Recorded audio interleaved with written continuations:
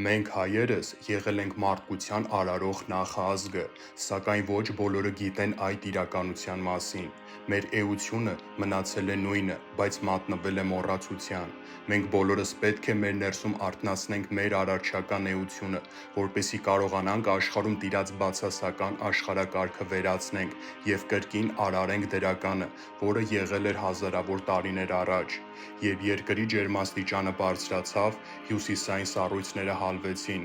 ավարտվեց Սառցե դարաշրջանը և սկսվեց համաշխարհային ջրհեղեղը։ 12,000 տարի առաջ, երբ ջրհեղեղը ավարտվեց, հայերը իջան Արարատյան լեռներից, ինչպես նաև բոլոր ռասաները իջան տարբեր լեռներից։ Միայն հային էր հաջողվել պահպանել իր արարչական էությունը։ Հայերը բաժանվեցին մի քանի խմբերի և ամբողջ աշխարհում տարածեցին իրենց գիտելիքները։ Հայերի գիտելիքների ապացույցը դրանք հին տաճարներն են և աստղադիտարանները, որոնք ներկայացրել են տիեզերական համաստեղությունները։